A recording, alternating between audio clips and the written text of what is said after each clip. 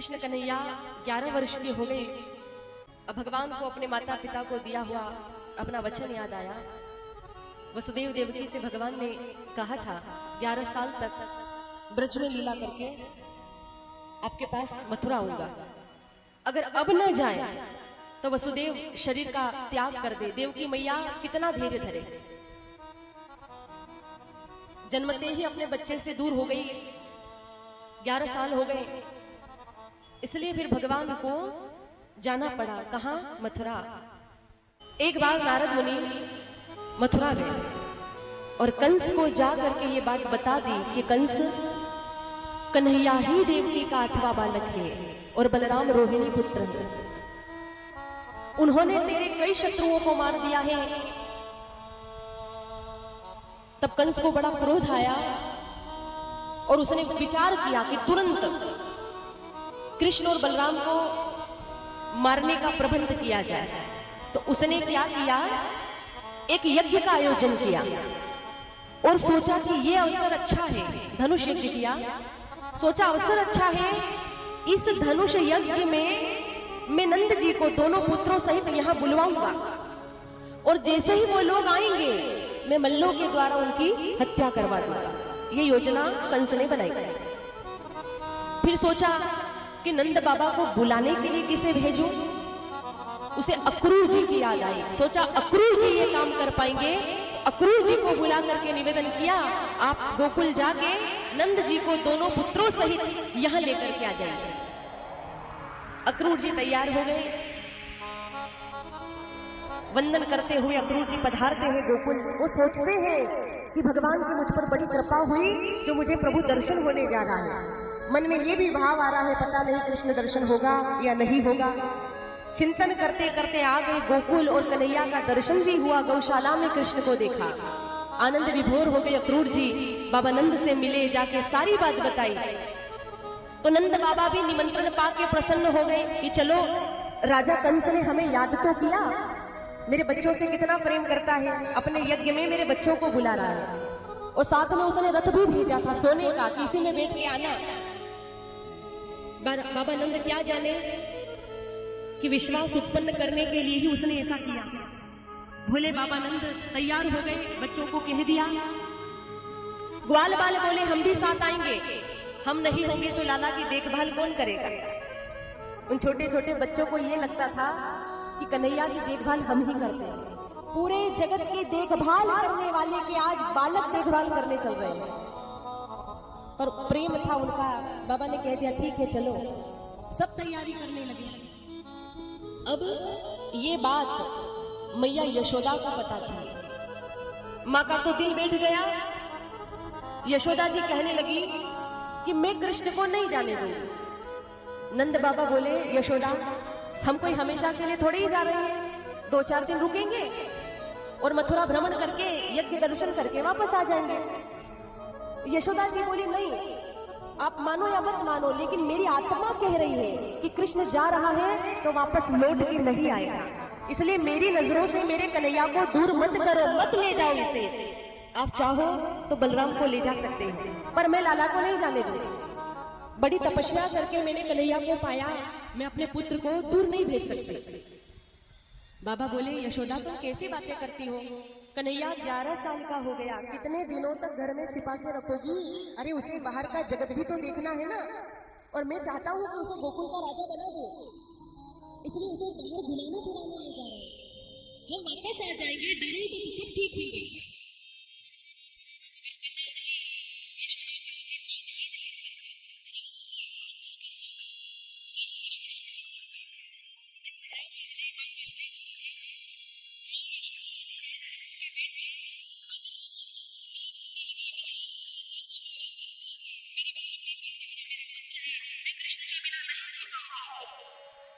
एक पल के लिए भी वो अपने लाला को आंखों से दूर नहीं होने देते। अचानक भगवान कृष्ण की नींद खुली, देखा माता सेज पे नहीं है। ढूंढते ढूंढते गए बाहर आंगन में, देखा मैया बैठ के रो रही है। कृष्ण जाके पूछने लगे माँ क्यों रो रही हो, क्या हुआ है आपको, इतनी दुखी क्यों हो। आंसू भी पोंछे भगवान ने अपने पीताम्बर से और बोले माँ आप जब रोती हो ना तो मुझे बहुत दुख होता है। देखो, भगवान से अपने भक्तों का रोना देखा नहीं जाता, भक्तों की पीड़ा नहीं देखी जाती।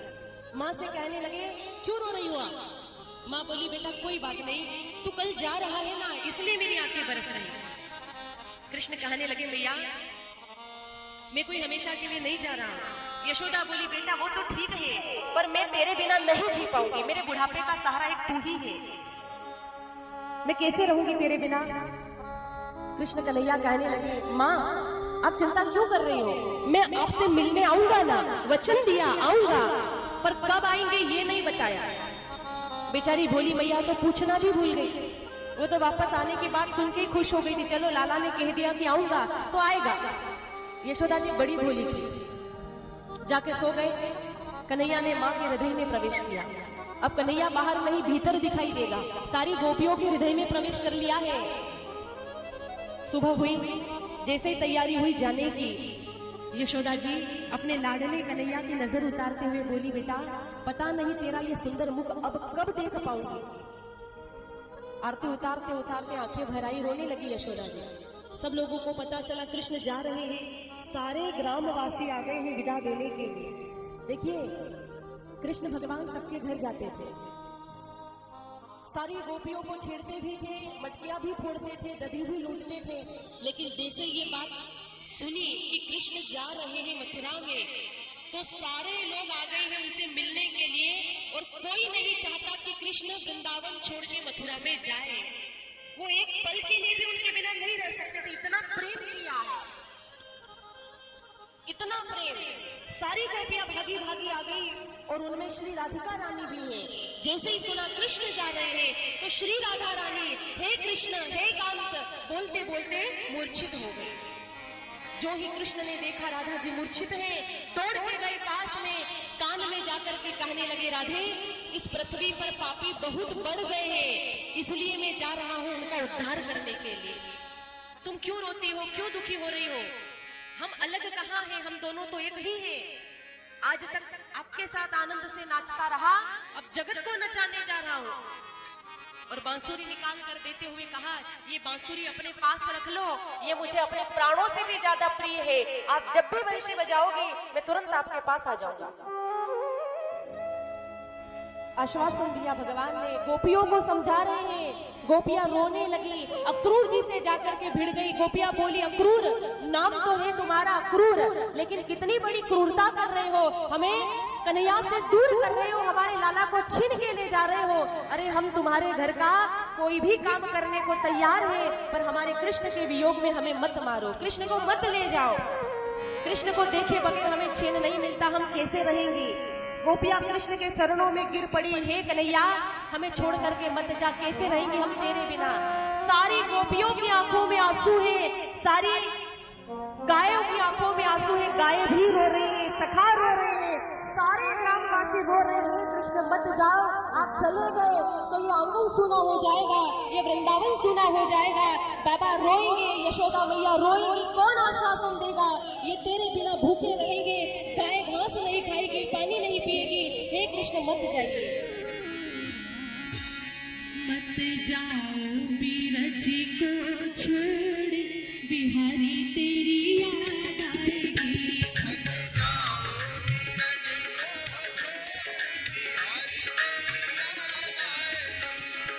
जाओ बीरज को छोड़, बिहारी तेरी याद आएगी।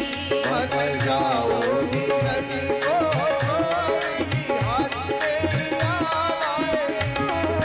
याद आएगी रे तेरी याद आएगी। याद आएगी रे तेरी याद आएगी। याद आएगी रे तेरी याद आएगी। याद आएगी रे तेरी याद आएगी। मत जाओ बीरज को छोड़, बिहारी तेरी याद आएगी।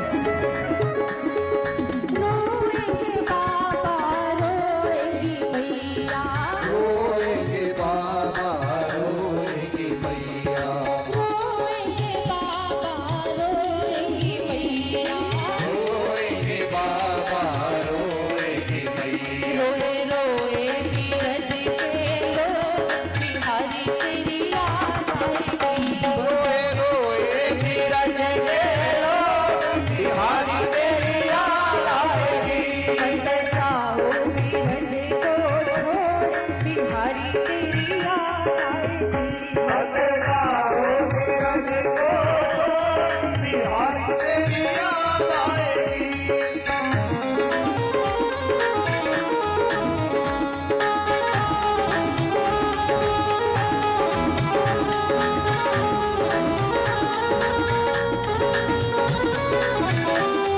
जय हो।